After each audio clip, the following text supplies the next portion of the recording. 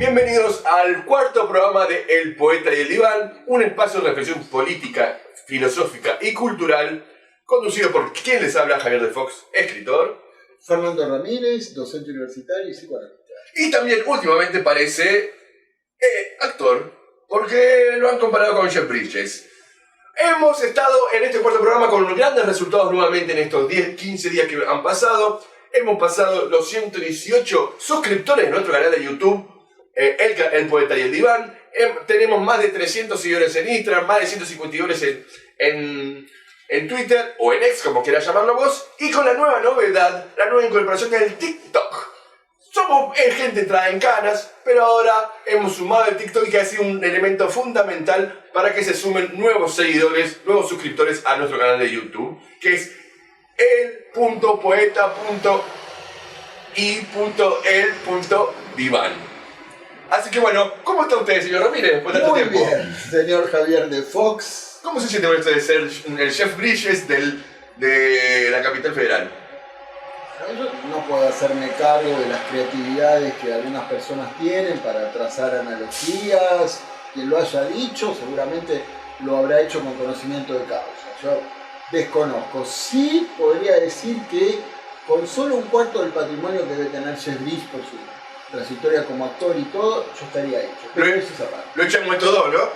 Lo echamos a Lalo Limón y a Nicolás Tebarrima, acá en Google Studio, filmando nuestro gran cuarto programa. Acordate, @ el Poeta y el Diván en Instagram y en X, con una jornada con 15 días muy intensos. La palabra intensa puede ser buena o mala, me parece que está siendo más mala por un lado, porque la verdad que con los aumentos que están programados, con el tarifazo en gas, luz, asumo que el teléfono próximamente también lo tengo presente, estamos hasta el cuello, mi querido Fernando. Bueno, pero a pesar de los precios, veo que tenemos artículos acá de higiene. Deberíamos, ¿no? Explicar un poquito. No, sí, no se pone a explicar. Usted, su vicio de docente siempre perjudica el ritmo. ¿Por qué? Porque el tema de esto es que hemos tenido muchos comentarios en nuestro sitio. Este auge que hemos tenido de los 118 youtubers. Yo quería entrar en otro tema, pero bueno, usted quiere engancharlo en esto. Veo esto, la producción preparó la mesa con estos artículos. El público puede que estar interrogándose a qué se debe. Igual lo dice por usted, no por mí, lo de sucio. A mí me ha tocado el shampoo más grande, así que sí, parece que yo soy el que concentra más la mugre. Usted, claro, y yo tengo que suavizar el pelo. Bueno, le va mejor. Así que muchas gracias por los comentarios, buenos, malos, pero siempre, como decía el señor Goebbels, ¿era? Hablan mal, pero lo importante es que hablen. Bueno, ahí ponemos @Goebbels. El punto es este, gracias por los comentarios, muchas gracias, mucho aliento, mucho aporte colectivo, se va haciendo una cosa colectiva a este canal, que es parte de la idea especial. Y además ha quedado claro que nos debemos a nuestro público. Nos han enviado a bañarnos, se han metido con nuestra higiene, asociando la ideología marxista a la falta de higiene. Bueno, acá nosotros respondemos con elementos concretos. Porque como decía Lenin, el alma del marxismo es el análisis concreto de la situación concreta. ¿Sabes lo que hay que hacer? Los panes rellenos hay que ponerle tipo las galletas chinas, hay que ponerle las letras para cositas. Cuando reabra filos sociales, sí, le ponemos así para comprar un pan relleno. Bueno, mucha jarana, pero ¿qué está pasando en el país? A nosotros nos gustaría, Javier, como decía ese tristemente célebre programa 678, presentar otro día de buenas noticias, pero no nos deja no nos permite la situación.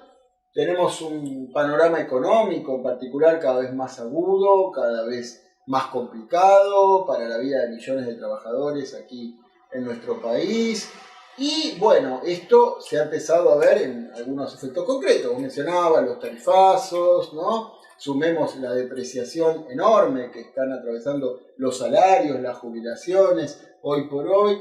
Y por ejemplo, esta semana que pasó, tuvimos un evento, ¿cómo decirlo? Bueno, no demasiado plausible, ¿no? Vos sabés que se ha reunido o han intentado, ¿no? Concretar en una reunión del Consejo del Salario las cámaras patronales y la CGT, hay que decirlo, se ha desfrizado el señor Daer después de aquel paro que parece muy lejano, un paro muy contundente, con una movilización muy importante, el 24 de enero que hubo, y no han llegado a ningún acuerdo, porque la CGT estaba reclamando elevar el ya mísero salario mínimo de 156.000 pesos a 286.000 pesos. No hubo acuerdo con las cámaras patronales. El gobierno lo que argumenta es: este es un problema entre los empleadores y los trabajadores. El Estado nada que hacer en esto.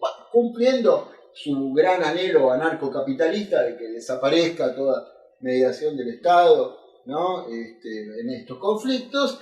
Y yo hablaba de que se ha desfrizado el señor Daer, y además Pablo Moyano se ha enojado un poquito también, otra vez, porque ahora tanto Daer en declaraciones a Radio Mitre como Pablo Moyano en declaraciones a Radio 10, bueno, están evaluando un próximo paro general. Bien, ¿no? gente muy pensante, no piensa mucho. En su rubro tendría un nombre eso. Piensa, evalúa. Piensan, después existen, tienen una beta cartesiana que no se le puede negar. Pero más allá de que uno trata de ironizar sobre esto para asegurar, porque uno dice, bueno, muchachos, después del 24 de enero, ¿qué pensaban? Que iban a subir los salarios, que iban a mejorar las jubilaciones, que se iban a duplicar o hasta triplicar los presupuestos. No. Entonces, ¿los planes de lucha son sostenidos en el tiempo o no son? La tregua de golpeo negocio y veo que puedo agarrar. Pero bueno, ya sabemos, es lo que ha sucedido. Y a propósito del problema de los salarios aquí en el país, que ya lo empezamos a marcar, vos sabés, Javier, que en el último año, si tomamos, ¿no?, lo que ha sido el periodo interanual, de principio de 2023 a comienzo de este año, los salarios han sufrido una depreciación enorme. Porque tuvimos una inflación interanual de 211%, pero la variación de los salarios fue solamente de 157%. El salario real registrado cayó un 14%, pero el salario no registrado un 30% según algunas estimaciones. Tengamos conciencia de la magnitud de esta depreciación del salario, una magnitud de la depreciación del salario que exige ya un correlato de una magnitud de lucha. Después vamos a hablar un poquito de todo esto, de cuál es el rumbo político que se debería asumir, sobre todo por parte de las fuerzas políticas y sociales, que bueno, en particular desde los últimos 2 meses desde que asumió el gobierno de Milei, bueno, han tenido un protagonismo activo, ¿no? Digo, en las calles, en las asambleas vecinales, después bueno, vamos a contar un poco esto. Y como si fuera poco, también tenemos un problema muy grande de las jubilaciones, ¿no?, que lo mencionábamos. Porque una cosa que ha quedado claro ya hace mucho tiempo en la Argentina, no es la patria de los viejos, ¿no? Con esta situación. La patria de los jóvenes tampoco, porque a los jóvenes no le va mucho mejor. Y los de mediana edad, o como bien a vos te gusta remarcar y recordar nuestra edad todo el tiempo, los que empezamos a peinar cana y todo, tampoco es que la manteca al techo. Pero con el problema de las jubilaciones la cosa es terrible, porque los jubilados también han perdido un poder adquisitivo muy importante. Volviendo a tomar el periodo interanual del que mencionábamos, los jubilados, dependiendo del nivel de ingreso que tengan, han perdido entre un 24 y un 44% de su capacidad adquisitiva. Un jubilado con el haber mínimo hoy por hoy, que cobra 105.000 pesos más el bono que le han dado de 55.000 pesos, 160.000 pesos, esto lo cobra un jubilado. Pero vos sabés que la canasta básica está arriba de un 264%. Sí, en esto es interesante porque hace unos días el vocero Adorni ha amagado a dar una suerte de respuesta, pero una respuesta que nos tiene acostumbrado, en la cual, cuando ante una pregunta directa empieza a divagar y sin responder, ante una conferencia de prensa que se hizo hace un par de días, en la cual ante la pregunta de un periodista de Radio 10, Gabriel Sanfilippo, en la cual le preguntó, bueno, ¿qué van a hacer con esto de que su propuesta frente a los jubilados estaba contenida en la ley base? Esta idea de reformular la fórmula de modificación del salario. Que ya recordemos que el propio Macri había modificado la fórmula del gobierno, el propio Alberto había modificado la fórmula del propio Macri, que en un punto, miraron que son las ironías de la vida, la ley planteada por Macri hubiera significado la actualización. Con la indexación trimestral de Alberto se acható la pica. Exactamente. ¿No? Y Adorni, en su intento de respuesta, recalcó esto, el achatamiento de la pirámide. Mi lectura ante esto, es decir, usted, San Filipo, tiene razón lo que dice. Acá la situación de los jubilados viene hace 20, 30 años, donde la pirámide de los salarios, es decir, esta idea en la cual se aumentan más los salarios de más bajos, de los jubilados más bajos, pero los que tienen mayores salarios están como se van depreciando su capacidad adquisitiva, claro, homologándose a los que van cobrando bonos y cosas así. Exactamente. Pero Adorni, ¿cuál fue el arte de Adorni ante su respuesta? Fue hacer una primera división en los jubilados. Y ojo, tenés que tener muy en cuenta esto, que no caigas en esto si sos jubilado o jubilada, en este truco que está tratando de entrar Adorni, que es la diferenciación entre los jubilados con 30 años de aporte y los jubilados con, ¿cómo se llama esto? Que hicieron la jubilación. Sí, bueno, los que pagaron después. Los que se han jubilado con moratoria, ahí está, con moratoria. Ya ha hecho una primera división entre los jubilados que tienen 30 años de aporte y los jubilados que tienen moratoria. Y tenés cuidado con esto, porque esto ya es una primera cuña que intentamos meter el gobierno frente a lo que sí ya se está, lo estás viendo en las redes seguramente, hay un revival de Norma Pla, y quizás cuando era chico uno la veía como demasiado furibunda en sus planteos. Se le plantó a Sofovich. Claro. Está el famoso tape sobre el programa. Pero quizás eso uno lo percibe más de grande, claro, pero en su momento parecía como esta señora liera para que no nos baneen el... recordás, Javier, los famosos 450 pesos que le pedía Cavallo, que es un gran actor, ¿no? Como cuando lloró Cavallo, Norma Pla. Entonces el punto es este, no hay que dejar que se siembre esta cuña entre los jubilados, entre los que tienen los 30 años de aporte y los que no tienen aporte y porque llegaron por medio de la moratoria.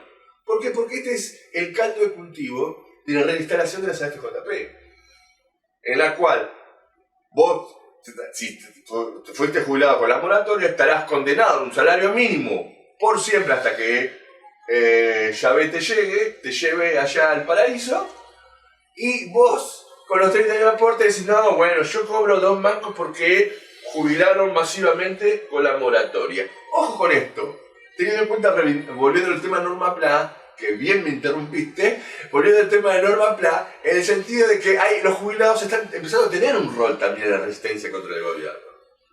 Y muchos jubilados están empezando a salir a la calle, superando cuestiones físicas que hasta a nosotros nos cuesta una movilización. Imagínate a la gente ya jubilada, está empezando a tener y cumple un rol, y es una tarea que hay que difundir y hay que sumarse, promocionar.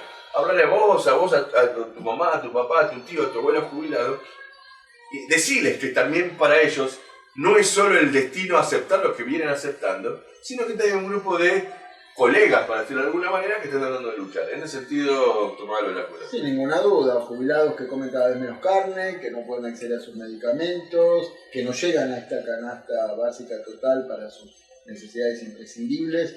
Pero en todo este cuadro de situación que nosotros de la manera más articulada e hilada estamos tratando de poner de manifiesto sobre los efectos nefastos que la agudización de la crisis económica en este país produce, interrumpiéndonos y todo, Javier, sí, pero hacemos lo mejor que podemos.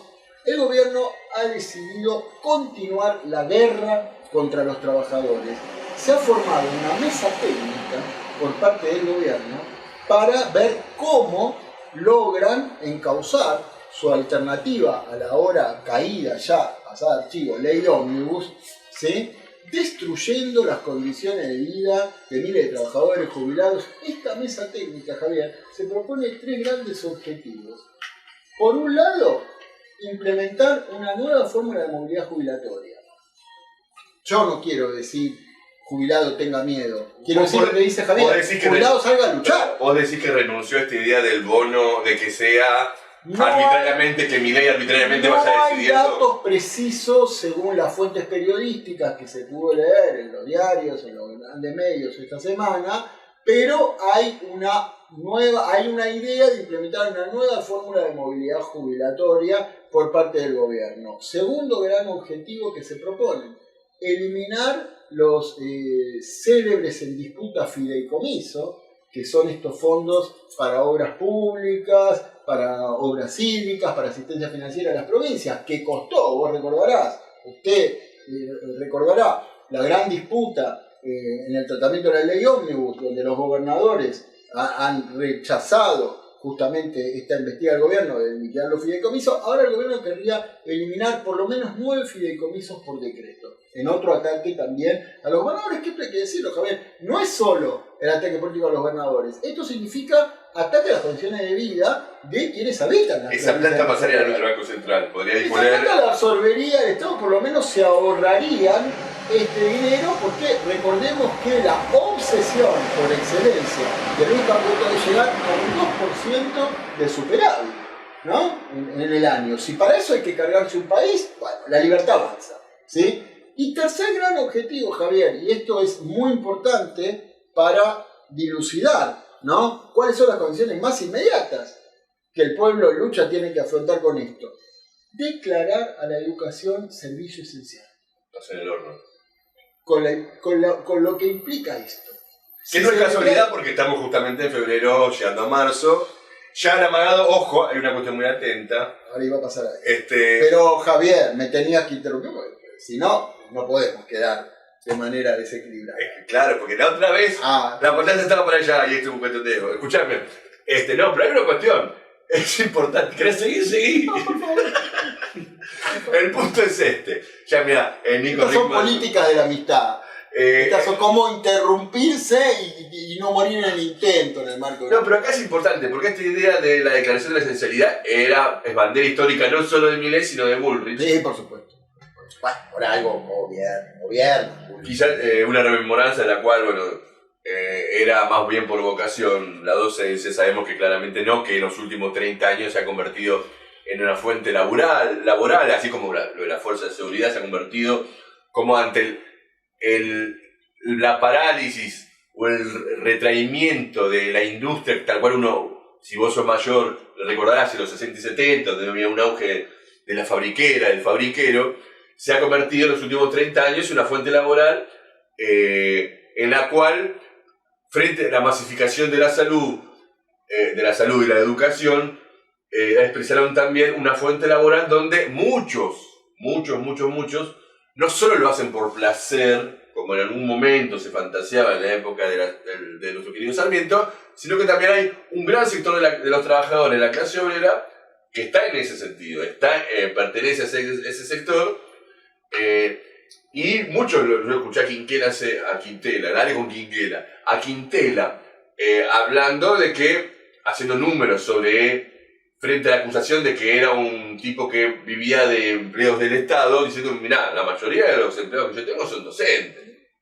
Entonces, es un doble ataque para los docentes y para los auxiliares también, y para los porteros, en la cual no solo le están cortando el reparto que pertenece al fondo del incentivo docente, sino que también lo que era el porcentaje de la coparticipación también liquidando, o anunciando, por un lado, la rebelión de los docentes, si logran superar sus elecciones sindicales, y por otro lado, una pauperización de su condición de vida de la hostia. Lo que dice Javier justamente va en el sentido de lo que veníamos planteando para transmitirle. Declarar a la docencia como servicio esencial significa coercionar a la docencia, proscribirla para que no pueda ejercer su derecho a huelga. Si es un servicio esencial, ¿sí?, la huelga atentaría contra este servicio que debe permanecer esencial en la sociedad, y como dice Javier, se trata de regimentar esta gran fuerza de trabajo que representa el sector de la docencia, ¿sí? Esta mesa técnica ha venido a continuar la guerra contra las condiciones de vida de los trabajadores. Volteada la ley ómnibus, el gobierno tratará de ensayar otras alternativas de ataque. Digo, guerra, bueno, claro, por ahí, ¿no? Ahora que Javier Milei está con grandes dotes intelectuales, se ocupa de Gramsci para su batalla cultural contra artistas, cantantes, quizás también ahora se ocupe de Clausewitz y trate de, ¿no?, fundamentar mejor técnica de guerra. Pero además de esto, Javier, vos hablabas de la docencia. Claro, ¿qué es lo que sucede aquí? Bueno, tuvimos esta semana, ¿no?, en conferencia de prensa a los dirigentes de la CETERA.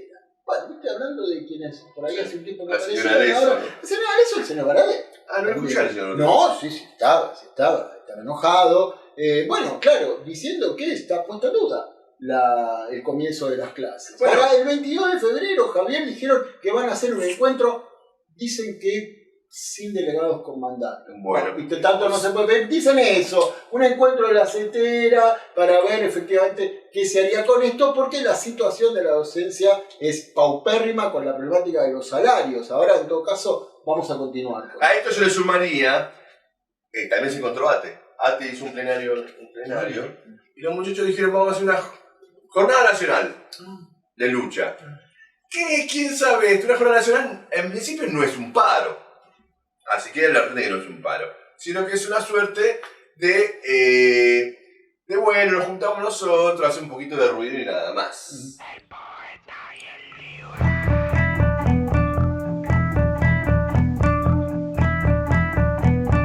Puntualizar los problemas más agobiantes respecto a este problema de la docencia, Javier, porque el ataque último del gobierno fue cortar los fondos, el célebre FONIN, el Fondo Nacional de Incentivo Docente, que vos sabés que representa, ¿no?, un dinero que va, digamos, ¿no?, hacia los docentes en términos de materiales didácticos, conectividad. Hay que decir que los diputados del FITU, del Frente de Izquierda de los Trabajadores de Unidad, han presentado un proyecto en el Parlamento para que se pase al básico el FONIN, justamente en contraposición a el recorte que el gobierno hizo, y esto es lo que la docencia está reclamando. Pero además del FONIN, también el gobierno ha eliminado el Fondo de Compensación para las Desigualdades Salariales de la docencia, como así también ha recortado el dinero para los comedores escolares. Entonces pensemos, hace unos minutos hablamos de la depreciación del salario general, donde allí cae también la docencia, el recorte del FONIN, el recorte del Fondo para la compensación de las desigualdades salariales. Y encima no pueden hacer huelga. Y el recorte, exactamente, el recorte para los comedores escolares, pero además el intento de proscribir las huelgas en la docencia. La docencia no se puede quejar por falta de ataques, ¿no? ¿Sabés quién no se puede quejar? Y con esto me parece que ya podríamos ir a ver. ¿Sabés quién no se puede quejar? Y ha encontrado la respuesta clara al problema. Los pibes que tienen hambre. ¿Por qué? Porque con el estómago. Estadística, pero en las cuentas, como dice nuestro presidente, para este gobierno, lo importante son los datos. Ha encontrado que la solución al hambre de los pibes, según nuestro presidente, es dejar de hacer shows gratuitos organizados por el Estado. Entonces, esa declaración es histórica, mal mezclando la palabra que usted suele usar, mal mezclando todo. Que por supuesto, uno tiene que analizar dónde está la cometa, esto, lo otro, el sobreprecio en los shows populares, por decirlo de alguna manera, que para muchos que logran a duras penas ir, capaz vos sos uno de esos, ir a la costa o a un lugar turístico, vos tenés 3 pibes, no podés pagar una entrada para un teatro, pero si te sabés que en la playa o en la plaza principal del pueblo donde vas vos, tenés un show financiado por el Estado, que está muy bien. Es decir, a ver si te entiendo, Javier, el silencio de Peteco Carabajal redundaría en una triplicación del presupuesto educativo. Claro, exactamente. Bien. Esa sería la fórmula que nos presentan más. Estoy entendiendo bien la lógica. Y como si esto fuera poco, ustedes saben, vos Javier, ya lo sabes, porque además te has demorado en el tren, ¿no? Sí. Bueno, esas cosas que pasan para la gente que vive lejos. Pero el tema es el siguiente. Viene un aumentazo en el transporte espantoso. Habrás visto, Javier, las enormes colas, ¿no?, de mucha gente para registrar la tarjeta SUBE, porque si no la pueden registrar oficialmente a su nombre antes del 1 de abril, bueno, van a tener que pagar mucho más de lo que ya está a los primeros, de lo que ya está estipulado. En el subte ya aumentaron los colectivos y trenes, y ahora prometen un aumento mensual del transporte además. Pero a esto hay que sumarlo el aumento de los combustibles también, ¿no? Que el gobierno, para resarcir el capítulo fiscal que Caputo tuvo que retirar como parte de la negociación fallida de la ley ómnibus, que todo eso cayó, pero bueno, pum. Además del impuesto a los combustibles, se viene un aumento espantoso en el subte. En abril, más de 500 pesos. En mayo, más de 600 pesos. Y en junio van a llevar el subte a 757 pesos. Es decir, que la tarjeta SUBE se va a convertir en un tiburón dentro del bolsillo de cualquier trabajador, porque va a engullir, ¿no?, los ingresos destinados al transporte de una manera terrible. Bueno, esto a grandes rasgos, seguramente nos estaremos olvidando de algunas otras cuestiones más. El tarifazo, las exigencias del FMI, por supuesto, no puede faltar. La tradición de este país con la soga al cuello del FMI. Pero vos sabés, Javier, que hemos tenido aquí en el FMI una verdadera revelación. Su titular, ¿no? Cristalina Georgieva, ha devenido una matriarca de las comisiones climáticas hogareñas. ¿Por qué? Porque ella es la que va a decidir, ella quiere decidir el fondo, ¿no? Pero bueno, ya su cara visible, el tarifazo en 200% de la luz y 150% del gas. Es decir, si hace calor, no joda mucho con el aire acondicionado, porque como decía Macri, te lo quiere aumentar, exacto. Y si hace frío, no joda mucho con la estufa, porque también se te va todo el demonio. Igual yo estoy tranquilo. Igual yo estoy muy tranquilo. Yo estoy tranquilo. Mira. Sí, la verdad que para mí y para un gran sector importante de la población, estoy tranquilo. Porque ella ha hablado por fin. Ella, como a decir de Daddy Brieva, en la cual decía, Cristina, habla. Decinos, somos tus perros. Decir, cáchelo o hacete el muertito. Ya se ha pronunciado la señora Cristina Fernández. En una encomiable nota, un documento histórico, que tal vez para muchos, un documento histórico extenso, ¿no? En estos tiempos de redes sociales tal vez puede ser extenso, pero nunca olvidemos que los simpatizantes de Cristina siempre han hecho un fetiche de su capacidad de lectura. Claro. Siempre han dicho, bueno, los libros son muy importantes, hay que cultivarse, formarse. Creo que no, en eso no ha generado muchas rispideces frente a su tropa, digamos, que hay que evaluar en su momento cuál es el tamaño real de su tropa frente a un peronismo que se ha reconstruido, o se está reconstruyendo, mejor dicho. Ha hablado y ha hecho lo que a mi entender, perdóname, me parece una biografía de un terciario. La primera mitad de ese documento histórico de Cristina Fernández, la primera mitad me parece una biografía, en donde hace un recorrido desde el 83, si no me equivoco, hace un recorrido sobre tres grandes crisis, habla, ¿no? Tres grandes deudas, habla, que ha tenido el periodo de deuda en nuestro país. El 89, en la cual el fracaso del Plan Primavera, el Plan Austral, llevó a una hiperinflación que, si tenés nuestras edades, bien la recordarás, por más que tus viejos trataron de disimularlo mucho, sentiste el efecto de esa hiperinflación, en la cual al final del día buscabas las monedas sobre los floreros para tratar de comprar tu kilo de pan, sobre todo en el Gran Buenos Aires. Habla de esa primera crisis, en la cual nunca hay que dejar de perder de vista que tuvo un rol importante, una suerte de golpismo del mercado, como se llama eso. Una segunda crisis que la ubica en la bancarrota, en el fracaso de la convertibilidad, en la cual el país entró en un gran fracaso, entró en la bancarrota. Pero además justo ella, que vos recordarás, se autoclaraba gran admiradora de Caballo. ¿Cierto? ¿No? Porque, bueno, profesora de convertibilidad, pero ella era más cabalista que Néstor. Bueno, primero es lo que había dicho, ¿no? Sí. Tiene unos creo que está el video ese en la cual hay un elogio ahí. Creo que era cuando fue Carlitos a visitarlo para decirle, che, que manejen ustedes el petróleo, una cosa así fue, ¿no? Es un gran cuadro, lo reconocí así, a Caballo. Y en tercer lugar, la tercera crisis o endeudamiento que habla del país es la con la que tomó el hoy todavía funcionario Luis Caputo. Y esto, en esta monografía, Nobleza Obliga, ella busca reivindicar su rol en este periodo, que a mi entender a ella merece una primera conclusión, pero en la cual dice, nosotros desendeudamos, nosotros pagamos religiosamente la deuda, logramos sacarlo de encima del FMI, creo que incluso cerró en su momento las oficinas del FMI, lo que en un punto representa un aliento o la principal bandera con la que hoy los sectores progresistas, kirchneristas, reivindican la década en la cual se desendeudó. ¿Para qué?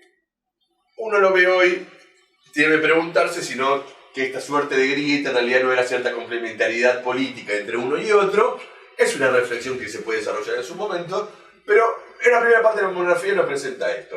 Pero tengo esta pregunta. En 33 páginas, ¿no pudiste encontrar algunos detalles como que durante ese pago soberano y serial de la deuda para quitarnos encima al FMI se dejó, ¿no?, el lastre de los cupones atados al crecimiento del PBI que compensaban con creces las quitas originarias?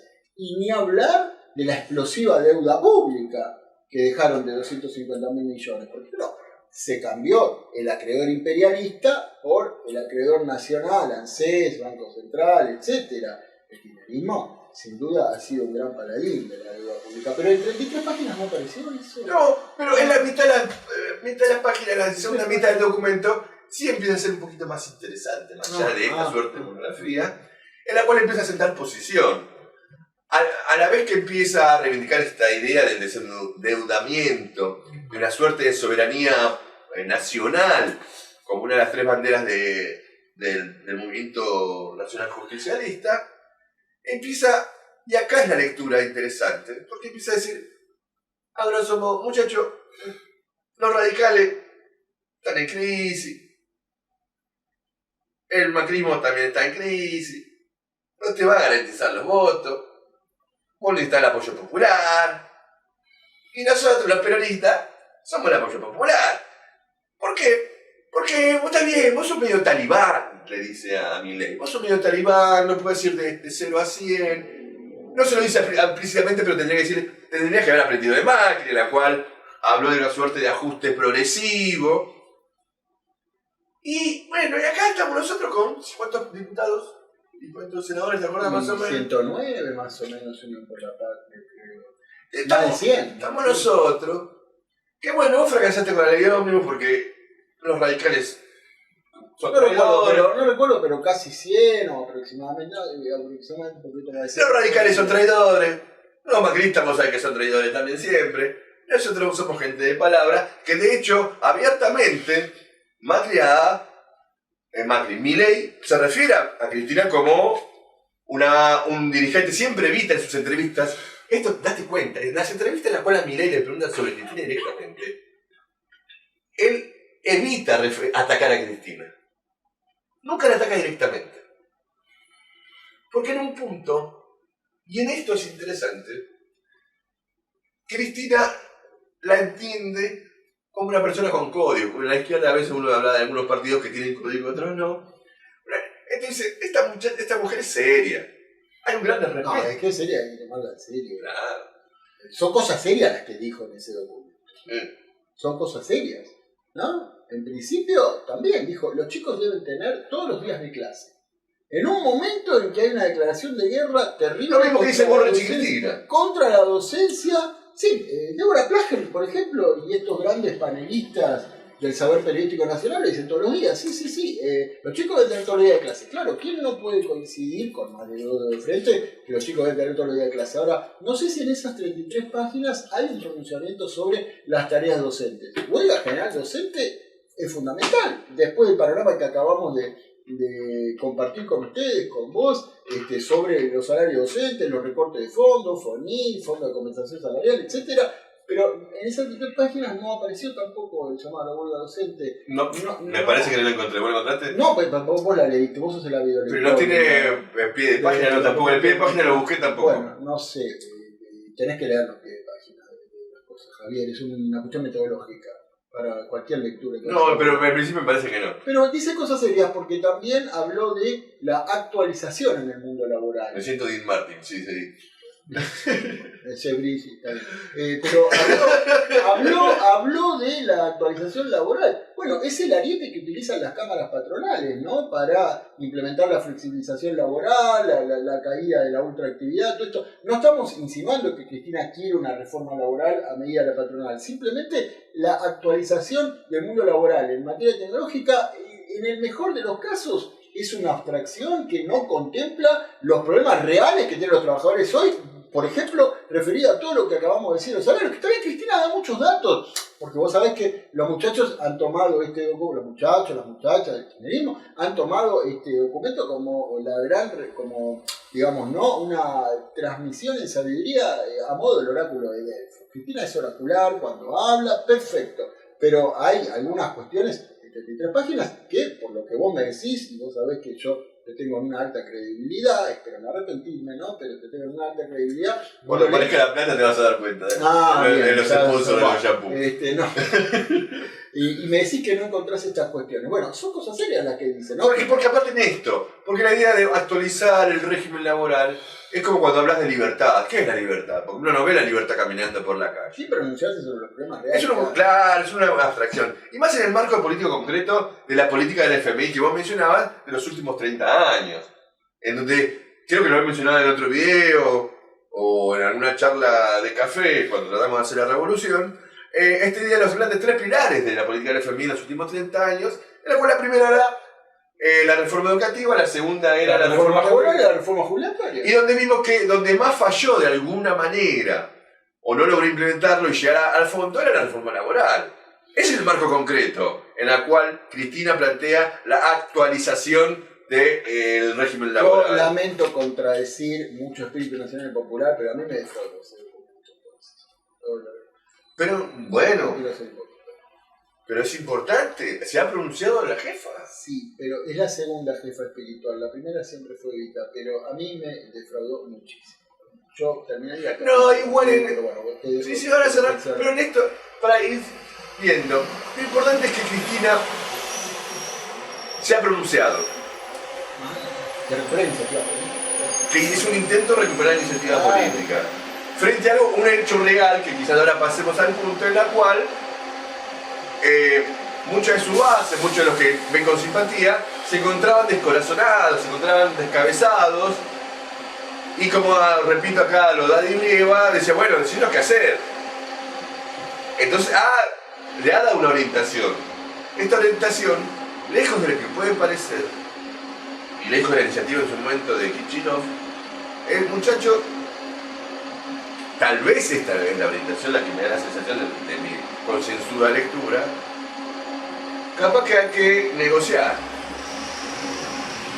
Hay que negociar la reforma laboral, sobre todo que para mí, en su momento con la ley Omnibus, Milei estaba dispuesto, o por lo menos los escribas de Milei estaban dispuestos a entregar todo menos la reforma laboral, teniendo en cuenta esto, la transferencia de recursos, que representa, enorme transferencia de recursos que representó el gobierno, necesitaba un marco legal.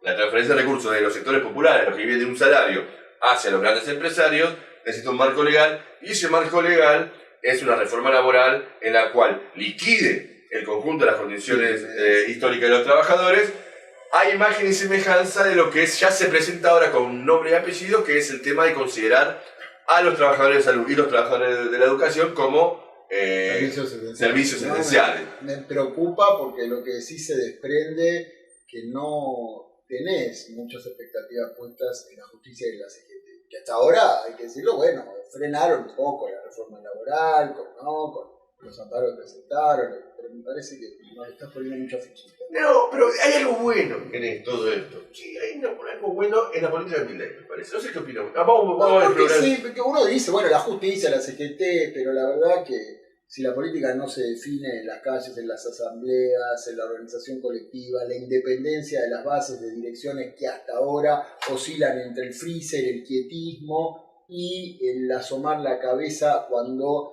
ya el fuego lo puede quemar a todos, me parece que el rumbo debe ir por otros lados, ¿no? Y quizás en esto vos puedas aclararnos un poquito más. Sí. Tema asambleas vecinales. Sí, pasamos a eso. Yo quería quizás tocar un... ¿Cómo viene? Te voy a hacer lo que me haces vos.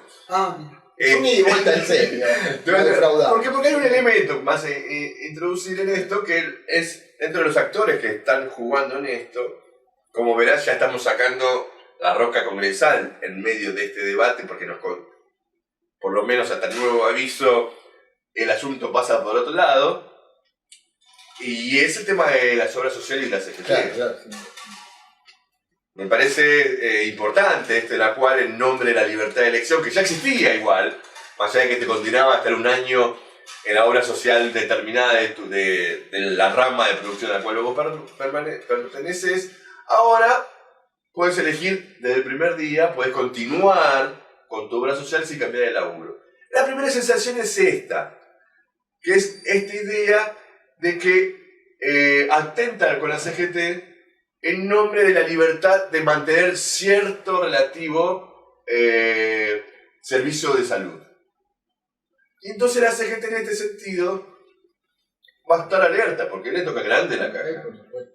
Ya estuvo muy alerta en el cuidado de la célebre cuota solidaria, ¿no? El descuento compulsivo al trabajador, estés afiliado o no, pero si está en el rubro laboral donde está la CGT, ¡pum! Aportar. Y eso lo cuidó bien. Claro, y este es un elemento, pasando a lo que no vos, son descuidados. Pasando a lo que vos decís, este es un elemento interesante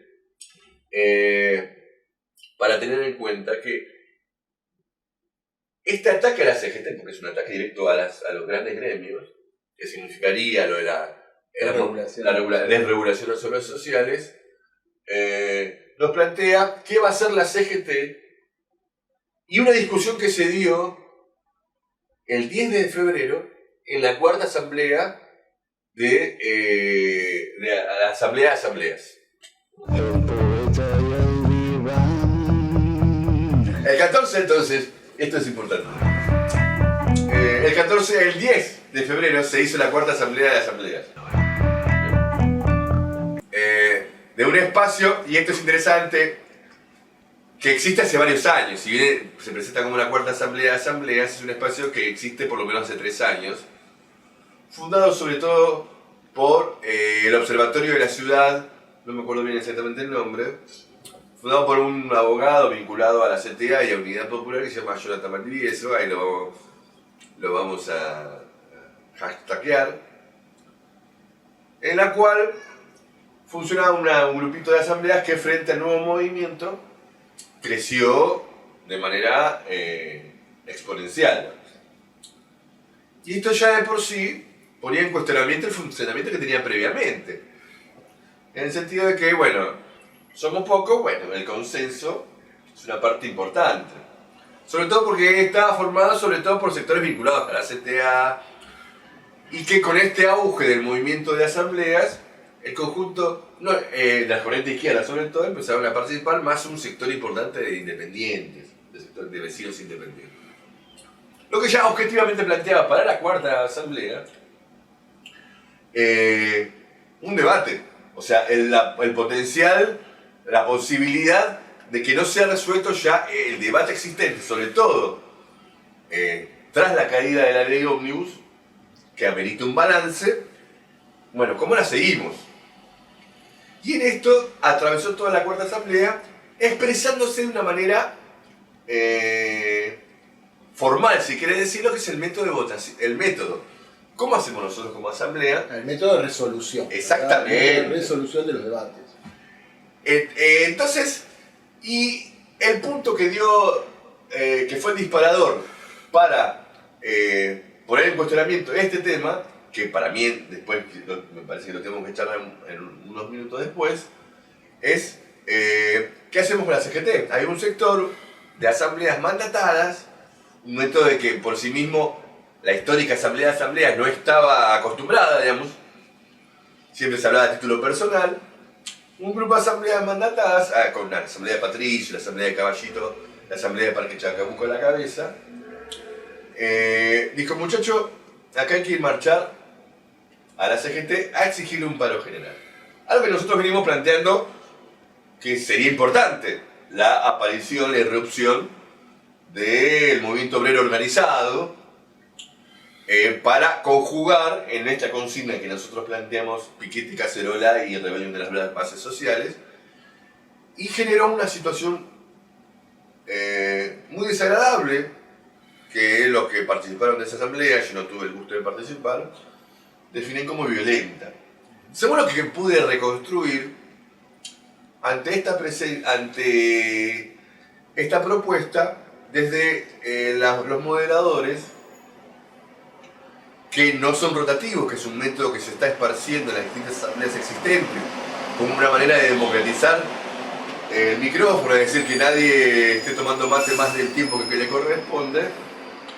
Desde la moderación dijeron, muchachos, acá no funcionamos con votación, acá, como no estamos el 100% de acuerdo con marchar a la CGT, no sale la propuesta de marchar a la CGT.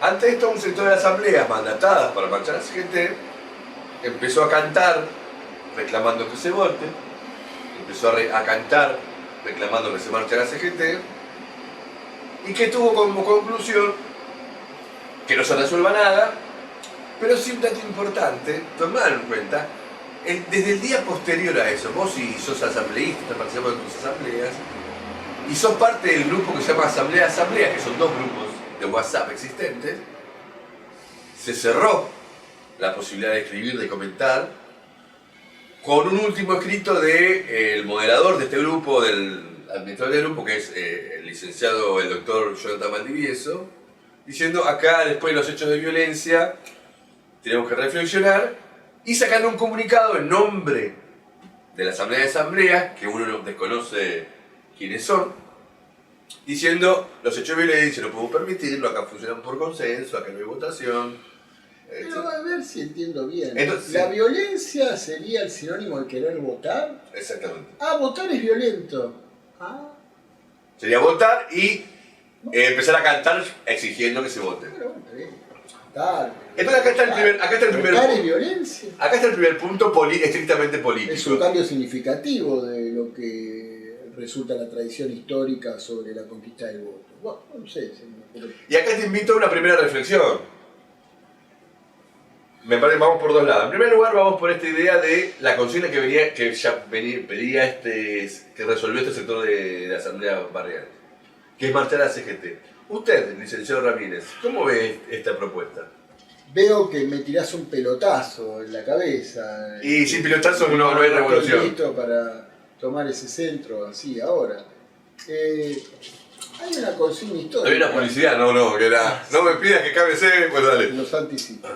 Hay una discusión histórica en el seno de la izquierda para empezar a tomar una primera referencia frente a este problema, y es si ante una situación de crisis como la que obviamente estamos viviendo hay que exigirle a la dirección de las centrales sindicales, con las que la propia izquierda históricamente ha estado en franco antagonismo, cuestionando sus métodos sobre hacer política, todo, si hay que exigirle que sea esta dirección sindical la que materialice y lleve adelante, por ejemplo, un pedido de huelga general, ¿no?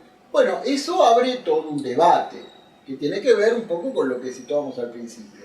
La CGT ya ha dado claras pruebas. Bueno, ya, digo, en un tiempo ya indefinido retrospectivamente, pero vamos a cortar los tiempos, digo, por lo menos de que asumió Milei hasta ahora, ya ha dado claras pruebas, sobre todo después del 24 de enero, que no se ha mostrado precisamente protagónica, activa, a la cabeza, omnisciente, omnipotente, para ¿no? que se puedan depositar expectativas en que sean esas direcciones sindicales las que lleven adelante la huelga. Ahora, a mí no me molestaría el curso del debate. Yo pongo en duda, ¿no?, que eso hoy tenga, ¿sí?, una base material, real y concreta, pero creo que es importante que ese debate fluya, ¿no? Y no calificar a un voto como un hecho de violencia, o un posible voto, o a un pronunciamiento sobre un voto como un posible hecho de violencia. Creo que ese debate debe fluir, debe darse y debe resolverse,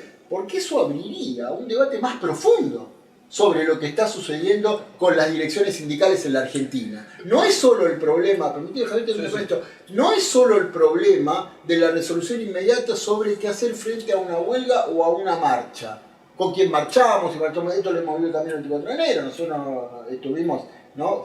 Quien te habla estuvo participando en las comisiones de las asambleas en el Congreso, donde se resolvió mayoritariamente por votación, perdón si fuimos violentos, pero por votación se resolvió marchar en forma independiente de la CGT 24 de enero, pero obviamente plantear nuestra presencia allí, bueno, como estuvimos en la marcha, acompañando al paro, pero esto tiene que abrir un debate sobre qué está pasando con la estructura de las organizaciones sindicales y sus direcciones hoy en la Argentina. Es fundamental. Pero ahí diste en la tecla, que es el segundo aspecto. No solo del funcionamiento, una discusión que debe dar el conjunto, o por lo menos las asambleas que no han dado hasta el momento, que es la forma de que quizás en este periodo se ha agotado el método del consenso. Quizás en unos inicios la asamblea, por medio del consenso, la idea de construcción, en sus inicios, el consenso funcionaba. Pero en la medida que se fue desarrollando el movimiento de asambleas, se va mostrando con más claridad la presencia de distintas corrientes políticas, de orientaciones políticas. Nunca olvidar que esto es un pleno político. Se han presentado estas cuestiones, estos debates, donde claramente la izquierda, las organizaciones de izquierda, están actuando dentro de estas asambleas, y una reminiscencia con respecto al 2001 también tuvieron un rol protagónico. Después hay que hacer el debate del rol que tuvieron en 2001 y que ellos mismos deberían hacer el debate para ver cómo actuar hoy día. Entonces sale a la luz, queda planteado este debate en un periodo en la cual reclama un balance sobre la caída de la ley ómnibus y sobre cuáles los intereses o las estrategias o las tácticas de las fuerzas presentes a nivel congresal y extracongresal. ¿A qué me refiero?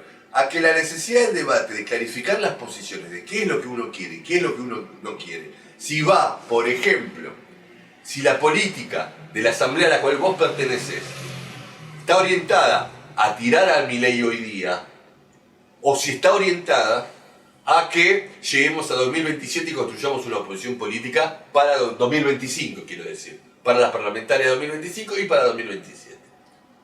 Ese debate hay que darlo, porque como todo en la vida, si se oculta bajo la alfombra, se pudre. Y eso puede generar un espacio en las asambleas de pudrición y bloquear su desarrollo. Está tomando también un punto clave, ¿no? Porque este ha sido un gran problema.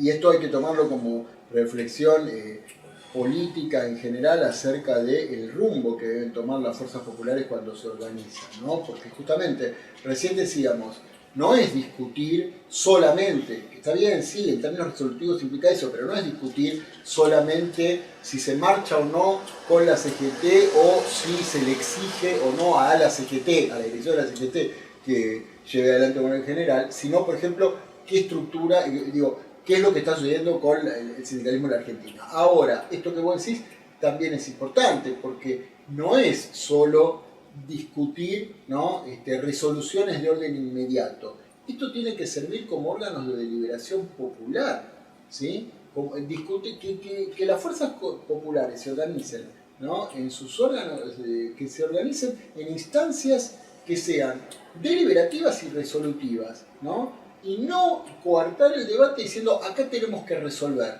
Voto no porque divide y es violento, mejor consensuemos, ¿sí? Y ese mejor consensuemos lo dicen quienes claramente están en una posición, ¿no? A las claras de querer monopolizar el sentido y la orientación del debate. Entonces, no es solo le exigimos o no le exigimos a la CGT de la huelga general, marchamos o no marchamos con la CGT, o esto último que vos estabas diciendo, ¿no? ¿Qué hacemos con determinada cuestión? Eso tiene que redundar en una deliberación mucho más profunda de rumbos esenciales. Por ejemplo, un balance sobre la ley ómnibus no se puede negar. Porque, ¿qué es lo que dijeron los grandes medios? Bueno, golpe parecido a los gobernadores a los que Milei, por supuesto, ataca. Les cortó el fondo del transporte, les quiere cortar el fideicomiso, también le atacó los fondos para la docencia. Cuando Milei ataca a los gobernadores, ¿sí? Gobernadores que, por supuesto, no se van a caer del mapa porque solamente por el recorte de los fondos. El problema es qué pasa con o si lo hacen, en todo caso, será el producto de una crisis política más profunda, pero los primeros que van a sufrir, ¿sí? Mucho más y de manera mucho peor todavía, son los trabajadores de esas provincias. Entonces, discutir un balance de la ley ómnibus es discutir qué pasó realmente y qué amerita hacer las fuerzas populares ahora. Si las fuerzas populares llegan a la conclusión de que no tuvieron el suficiente protagonismo para ser ellas, ¿no? Las actoras reales y principales para voltear la ley ómnibus, entonces hay que cobrar más protagonismo. Fíjate los rumbos que puede llevar, la importancia y la trascendencia a los que puede llevar este tipo de debate. Y es un debate que objetivamente está planteado, en la cual creo que esto es importante. Estamos en lo que es una virtud de las asambleas, que nuevos vecinos y vecinas se acercan a las asambleas también conlleva un límite, que es la ausencia del ejercicio del debate, de la politización. Estamos en un periodo de grieta, de TikToks, en la cual, de posverdad, si querés decirlo, donde estos debates son tan importantes en términos históricos para fisonomizar el país, que la población quizá no tiene ese ejercicio o ese temperamento, carácter, en donde uno debe ejercitar uno mismo. No solo esta idea de tolerar, aceptar que uno esté en un organismo colectivo y que la democracia en términos básicos acepta que se hace lo que hace la mayoría, sino que también requiere un carácter, un ejercicio, una formación que también se puede hacer en el camino. Ojo, no estoy hablando de ir a leer el manifiesto comunista, sino que me refiero a entender que el proceso, requiere un debate con reglas claras en las asambleas barriales, eso quería decir. con la voluntad de debatir en términos políticos que quizás uno no está acostumbrado, y que definir, aunque sea a mediano plazo, porque yo no pido definamos si fuera mi ley o no, no me parece que en este momento, en el término de la asamblea, en donde sea un debate real, sea viable, pero sí definir en primer lugar el método, la autonomía de las asambleas, la aceptación de que es un organismo nuevo que quizás uno no está acostumbrado, y que eso es, en ese debate que se desarrolle, ligado a las actividades que pueda realizar tal o cual asamblea, va a ir a buen puerto y por sí mismo va a ir solidificando lo que nosotros debemos defender. A mi entender, yo defiendo a capa y espada, que es el movimiento asambleario. Claro, pero ahí esto que decís, vamos a utilizar una metáfora fácil de tradición popular, que el árbol no tape el bosque, ¿no? ¿Por qué digo esto, Javier? Porque quienes tenemos ya algunas experiencias en asambleas, en distintos ámbitos, por supuesto que sabemos y entendemos la importancia de las cuestiones resolutivas. No puede haber indefinidamente miles de oradores, el tiempo no puede ser interminable, pero ojo con eso. Ojo cuando los problemas organizativos se transforman en una manipulación política para abortar las deliberaciones que el pueblo merece. Ojo con esto. Una cosa es acotar oradores, otra cosa es que no se hable indefinidamente por un tiempo que no tenga límite, y otra cosa es aquí no se vota, se consensúa y el célebre tenemos que resolver. Ojo, porque eso es un arma de doble filo. Si no se puede encuadrar un problema de orden organizativo en esos marcos, pero manteniendo el horizonte central, que es la potencia política que tiene que desarrollar la Asamblea como órgano de deliberación y de resolución popular, entonces no estamos yendo por el mejor rumbo. Las asambleas justamente viven y reproducen el espíritu democrático en la medida en que pueda deliberar y resolver sobre las cuestiones más profundas de su razón de ser. Acá estamos en una disyuntiva, porque para charlar un ratito más, y según como nosotros planteamos los tiempos, por cuestiones técnicas, no sé qué... Hablando de la tiranía de los tiempos, yo dejaría que vos me parece que la base es esta. Las asambleas, el movimiento de asamblea debe hacer su propio proceso, pero teniendo en cuenta que esos procesos no necesariamente no tienen escollos en el camino. Va a haber discusiones, va a haber intentos de hegemonizar este espacio de otro espacio, pero siempre que se tenga en claro el método de trabajo, siempre que se intente sacar adelante el conjunto de la asamblea dejando de lado esto, creo que vamos hacia adelante. Me parece que es la conclusión que tenemos que avanzar, que le queremos dejar. Con esto vamos cerrando, mi querido Fernando. Acordate, @el poeta y el diván, Instagram y X, el.poeta.y.el.diván en TikTok, que estaremos enviando más cosas seguidas. Muchas gracias, Fernando. Piquete y Cacerola, la lucha es una sola, autoconvocatoria y rebelión de las bases sindicales. Ese es el horizonte. Muchas gracias.